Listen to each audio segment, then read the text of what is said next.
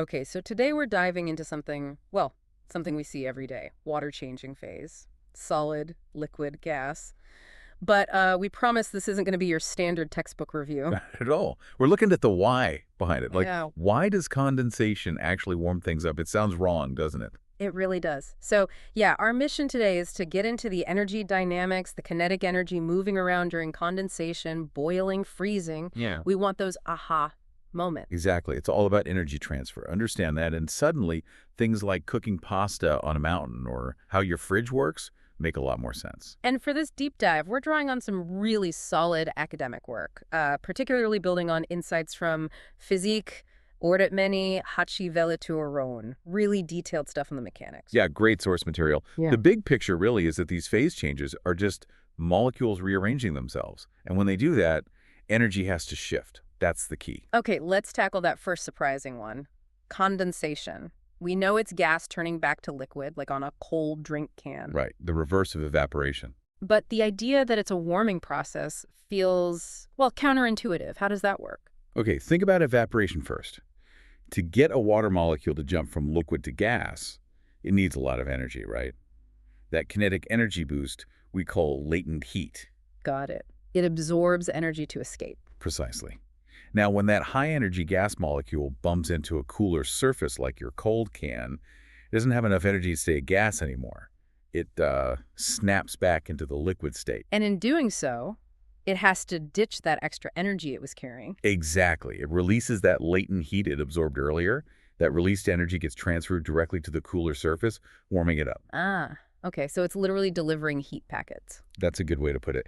And this is crucial for understanding humidity. You know how sticky and miserable humid heat feels compared to dry heat? Oh, yeah. Awful. I always just thought it was stickiness. Well, there's physics behind the misery. In really humid air, like, say, New Orleans in summer versus Phoenix, your skin is constantly being hit by these energetic water vapor molecules. Bombarded, you could say. Yeah, bombarded is right. And as they hit your slightly cooler skin and condense, they dump their heat onto you. They're actively warming you up. And at the same time, my sweat can't evaporate properly because the air is already saturated, right? Exactly. Yeah. Your body's main cooling system evaporation gets shut down, or at least slowed way down, while the air is busy transferring heat to you via condensation. It's a double whammy. Okay, that makes so much sense now. It's not just discomfort, it's actual heat transfer working against you. Precisely.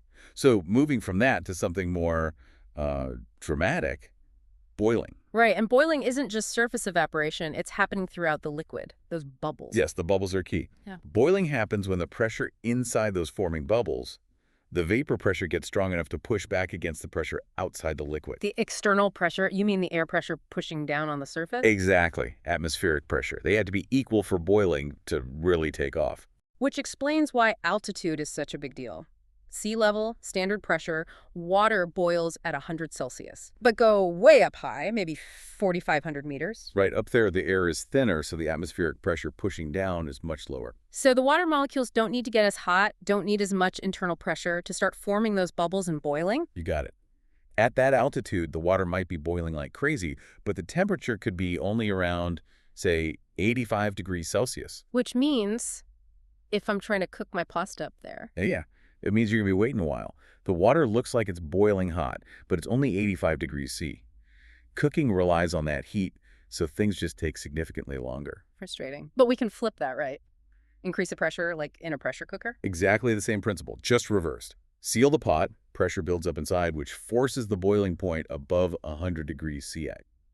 Food cooks way faster. And nature does this too, with geysers. Yep.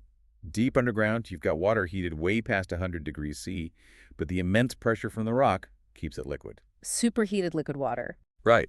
Then, if it finds a crack and rushes up towards the surface, the pressure suddenly drops, And boom, it instantly flashes into steam. creating that huge eruption.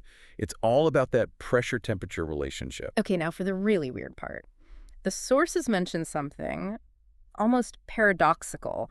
Boiling and freezing happening at the same time. Ah, yes. The vacuum chamber experiment. It's a fantastic demonstration. So imagine you put some water in a sealed chamber, Okay.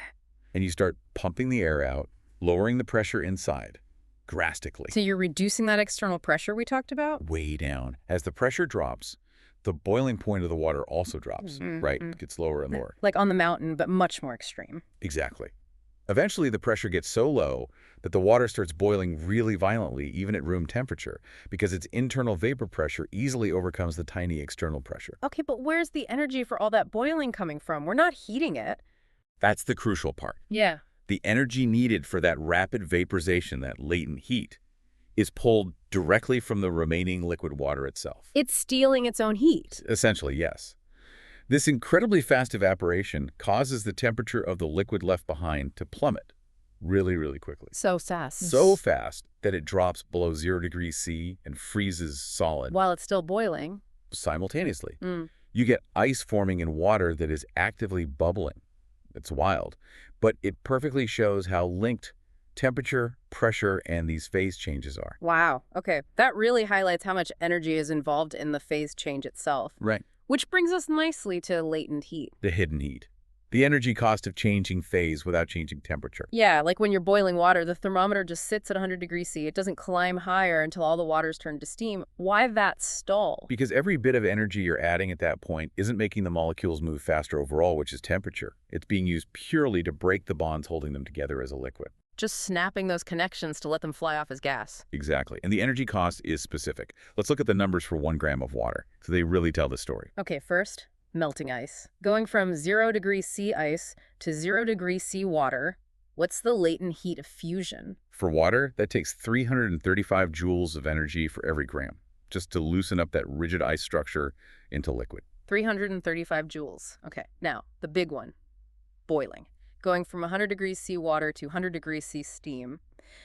The latent heat of vaporization? That one's huge. It takes 2,260 joules per gram. Whoa, okay, wait. 2,260 compared to 335. Yep.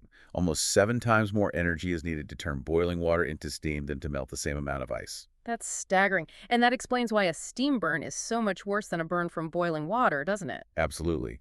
When that 100 degrees C steam hits your cooler skin, it doesn't just transfer as sensible heat. It instantly condenses back to 100 degrees C liquid, releasing that massive 2,260 joules per gram of latent heat directly onto you. Ouch. Okay.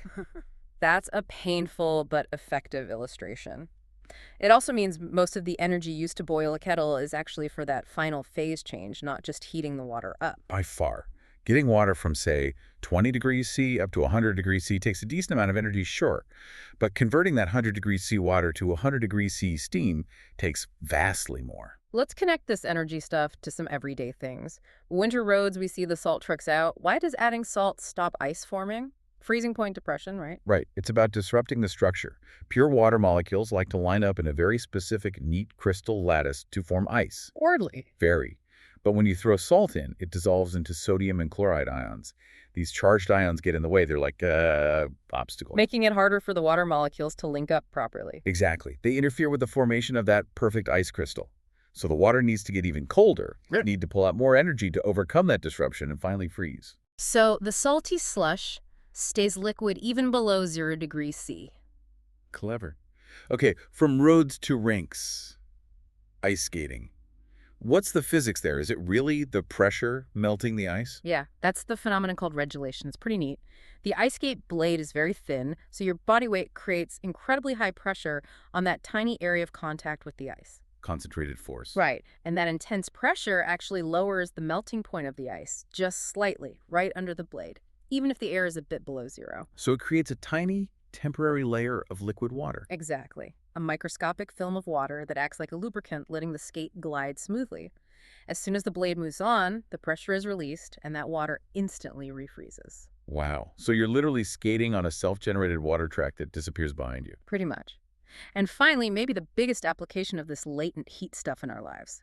Heat pumps, refrigerators, air conditioners. Right. How do they use this phase change energy? They feel like magic, just making things cold. No magic. Yeah. Just clever physics. They don't create cold, they move heat. They work by cycling a special fluid, a refrigerant. Okay. Inside your house or inside the fridge, they let that refrigerant evaporate. Evaporation absorbs a ton of heat, that huge latent heat of vaporization, right? So it sucks heat out of the air, cooling it down. Ah, using the energy cost of evaporation to cool. Precisely.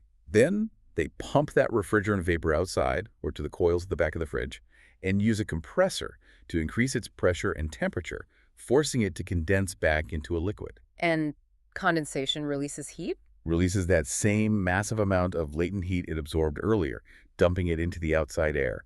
So it continuously cycles, absorbing heat inside and releasing it outside, all powered by those phase changes. So they're basically exploiting that huge energy difference between liquid and gas to efficiently pump heat around? That's the core of it. Genius engineering based on fundamental physics. Okay, let's quickly recap the big takeaways for everyone listening. Condensation is actually a warming process, which explains why humidity feels so awful. Right.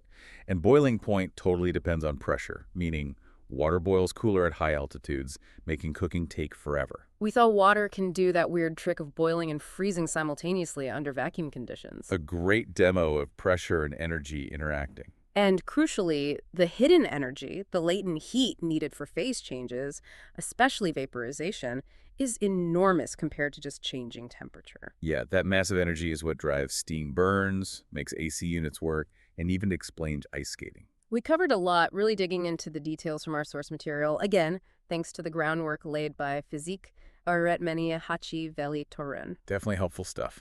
So before we wrap up, here's a final thought for you to chew on, connecting all this back to energy use in the real world. We know cold air physically cannot hold as much water vapor as warm air. Right, that's a basic property. So thinking about that huge latent heat of condensation, what does that tell you about the difference in energy needed to run your air conditioner in human Houston compared to dry Phoenix, even if the outside temperature is the same? Something to think about next time the power bill arrives, eh? Where's all that energy really going? Exactly. Until next time, keep digging deeper.